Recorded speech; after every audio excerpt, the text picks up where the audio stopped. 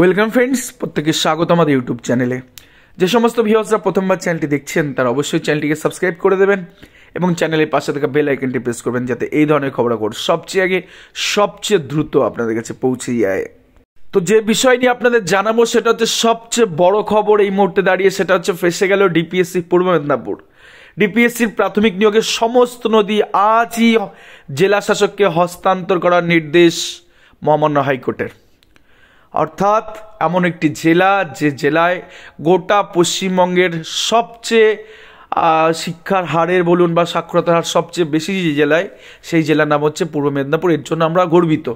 আবার আরেকটা কারণে আমরা খুব মর্মাহত, সেটা হচ্ছে সব থেকে বেশি দুর্নীতি যদি কোনো জেলায় হয়ে থাকে সেই জেলায় হচ্ছে পূর্ব মেদিনীপুর। ভালো ভালো ছেলেমেয়েগুলো আজকে ডিপ্রাইভ এই জেলায়। সম্প্রতি যে 26-এ যা চাকরি বাতিল হয়েছে সেখানে যদি নন টিচিং গ্রুপ সির প্যানেল আপনারা দেখেন বা সিবিআই হোক বা এসএসসির যে তালিকা দিয়েছিল প্রাথমিক শিক্ষা আমাদের মহামান্য হাইকোর্টে, সেক্ষেত্রে আপনারা জানেন যে সব থেকে 99% এখানে কারাপশন হচ্ছে গ্রুপ সি নিয়োগের ক্ষেত্রে। শুধুমাত্র গ্রুপ সি নয়, 2009-এর যে ম্যাটার নিয়ে আমরা আলোচনা করছি সেটাকে একটু আলোচনা করি, আমরা অনেকগুলো বিষয় আপনাদের জানাবো। তা চেয়ারম্যান পূর্ব Medinipur district primary school council, তো সেখানে তমলুক ডিস্ট্রিক্টে রয়েছে, দেখতে পাচ্ছি তমলুক পূর্ব মেদিনীপুর ডিস্ট্রিক্টে রয়েছে। আর পূর্ব Medinipur district primary school council party করা হচ্ছে সাচেন একটা মামলা, যে মামলা আজকে সব্যসাচীবাবু দুর্দান্ত আর্গুমেন্ট করেছে মহামান্য হাইকোর্টে। এবং এমন একটি বিষয় যেটা শুনলে আপনারা আঁতকে উঠবেন যে কি চলেছে, রক্ষক কি ভক্ষক। সিলেকশন কমিটিতে যারা রয়েছে, যারা সিলেক্টর যারা রয়েছে, তাদের বাড়ির লোকজন যা পাচ্ছে তাকে ঢোকাচ্ছে। আমরা যদিও জানি পূর্ব মেদিনীপুর ডিস্ট্রিক্টে 2012 সালের 2009-এর এই প্রক্রিয়া, যখন 11 সালে পালাবদল ঘটলো, 12 সালে গিয়ে নিয়োগ যখন হলো, তখন আমরা জানি যে টেবিল পেতে ওখানে কি হয়েছে তা ধারণা ওখানে বাচ্চারাও জানে যে টেবিল পেতে ওখানে কি হয়েছে। ইভেন তার পরবর্তী নিয়োগের ক্ষেত্রে 2012 নিয়োগ, 2016 নিয়োগ, প্রত্যেকটা নিয়োগে আমরা জানি যে এই ডিপিএসসিতে কি চলে অ্যাকচুয়ালি। বলছি না, যে জেলায় সাক্ষরতার হার এতটা বেশি, যে জেলা নিয়ে আমাদের গর্ববোধ অনুভব করা উচিত।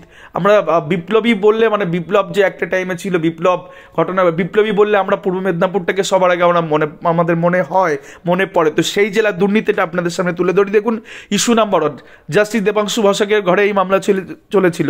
তো দেখুন, প্রথম কথা হচ্ছে সম্প্রতির যে জাজমেন্ট, রাজস্থান হাইকোর্টের যে জাজমেন্ট আপনি জানেন, প্রকাশ পাঠকের যে জাজমেন্ট, সেই জাজমেন্টকে তুলে ধরে ওখানে অর্ডার করা হচ্ছে যে মিডিল অফ দ্য গেম বা রুল অফ দ্য গেম কিন্তু পরিবর্তন আনা জানে। এরা পরিবর্তন করেছে 2009-এর ম্যাটারে।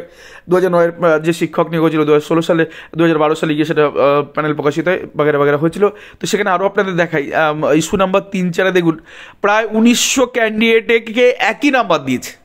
1900 ক্যান্ডিডেট একই নাম্বার এখানে পেয়েছে। তো সেক্ষেত্রে সেটা একটি ইস্যু। দেন আরও একটি ইস্যু হচ্ছে there are the person from political world in the selection committee. অর্থাৎ সিলেকশন কমিটিতে যাদের সিলেকশন কমিটিতে রাখা হচ্ছে তারা প্রত্যেকেই রাজনীতি ম্যাক্সিমামই রাজনীতি করেন যারা, তাদেরকে এখানে রাখা হচ্ছে। দেন সব থেকে শকিং, এটা তো ন্যাচারালি পশ্চিমবঙ্গের বাচ্চাও জানে। দেন কি লেখা আছে একদম কোনায় যে বক্সে আছে সেটা একটু পড়ে শোনে। Inquiry reveals that the following 3 successful candidate are related to MD Mohammad Hossain. অর্থাৎ সিলেক্টর একজন সিলেকশন কমিটিতে ছিলেন, তার বাড়ির তার ছেলে পেয়েছে, তার মেয়ে পেয়েছে, তার নিজ পেয়েছে, এরকম হয়েছে এলোপাতারি জিনিস। এবং এটা কিন্তু কোনো অভিযোগ নয়, এটা সত্যতা প্রমাণ হয়েছে। রিপোর্ট বলছে প্রাথমিক শিক্ষা পর্ষদের এই মামলা যখন এর আগে হয়েছিল, ফার্স্ট টাইম অফ লিটিগেশন যখন সামনে আসে, তারপরে কিন্তু একটা জাস্টিস গাঙ্গুলি এবং দেবাংশু বসাকের ওখানে আমরা পরিষ্কার দেখেছি যে সেক্ষেত্রে আমাদের এডুকেশন ডিপার্টমেন্ট বিকাশ ভবন থেকে ইনকোয়ারিটা হয়, সেগুলো ধরা পড়েছে এটা যে এরকমভাবে প্রার্থীদের সিলেক্টর যারা ছিলেন তাদেরই বাড়ির ছেলে মাইয়ে মুইয়ে যা আছে সব ঢোকায় দিচ্ছে। এই হচ্ছে ঘটনা পূর্ব মেদিনীপুরের। শুধু এখানেই শেষ নয়, এই জিনিস চলেছে। আর এটা কি হারে ওইখানের পূর্ব মেদিনীপুরের যে ছেলেমেয়েগুলো আছে, এরা সত্যিই যোগ্য গরিব ঘরের সন্তান, যারা ভাবছে সরকারি চাকরি 12 অথরিটি, তাদের কাছে গিয়ে একটা চাকরি চাইবো, আমার যোগ্যতাই আছে, ওসবের বালাই নেই ওখানে। ওই জেলা সব বালাই নেই। কি হয়েছে আপনারা প্রত্যেকে জানেন, টেবিল পেতে কি হচ্ছে সবাই আপনারা সেটা জানেন। তো সেই নিয়ে কিছু বলার নেই। আজকে কোর্টে রিভিল হয়েছে, জেলা শাসককে বলেছে একটা ডকুমেন্টের জন্য চেয়ারম্যান হোক বা হোয়াট এভার যে ম্যানই হোক, কেউ যেন টাচ না করে ডকুমেন্ট। আজকে অর্ডার সন্দেহে আপলোড হয়ে যাবে, তার বেসিসে ডিপিএসসি যিনি থাকবেন, ডিএম যিনি আছেন এই জেলার, তিনি গিয়ে এগুলো হস্তান্তর করবে এবং কাউকে সেটা বলেনি সেফ কাস্টাডিতে রাখতে বলেছে। আপনাদের আরও দেখাই, এইখানে যে the petitioner showing that the chairman DPSC war call for the investigation যেটা হচ্ছে সেক্ষেত্রে আরও রিভিল হচ্ছে যে সিলেক্টারদের 9 জন ক্যান্ডিডেট যাদের নাম্বার দেখুন ভাইবা মার্কসটা একবার দেখুন 4.25 সব বেশি নাম্বার, তো তাদেরকে দিয়ে কিন্তু এই ধরনের জিনিসগুলো হচ্ছে। আরও একটা জিনিস আপনাদের দেখাই, দেন এখানে দেখুন সাকসেসফুল ক্যান্ডিডেট গোপাল চন্দ্র সাউ, তো দেখতে পাচ্ছেন এখানে কিন্তু তার ক্ষেত্রে দেখুন তার ডটার ইন ল সেও কিন্তু ঢুকে বসে আছে। তো এই জিনিস চলেছে, তো সেক্ষেত্রে মাননীয় বিশ্ববিদ্যালয় স্যার প্রচণ্ড পরিমাণে রেগে গেছেন ব্যাপারটাতে এবং বলছেন এরা রিভিল হয়ে গেছে, এরা চাকরি করছে কী করে, পরীক্ষায় বসেনি নাম উঠে গেছে, নন লিস্টেড ক্যান্ডিডেট পরীক্ষায় অ্যাপিয়ারই করেনি, কিছু প্রার্থীর নাম উঠে গেছে।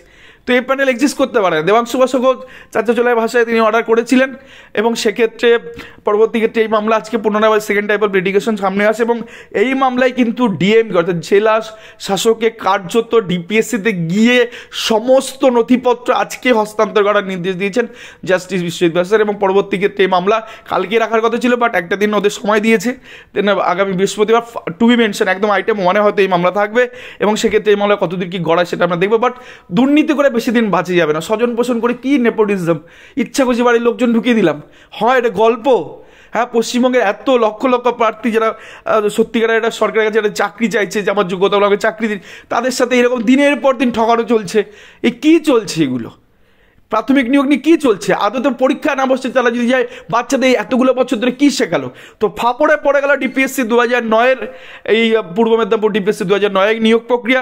ধাপে ধাপে সব জিনিস সামনে আসবে, শুধুমাত্র পূর্ব মেদিনীপুর নয়, লাইন আছে অনেক বহু ডিপিএসসি।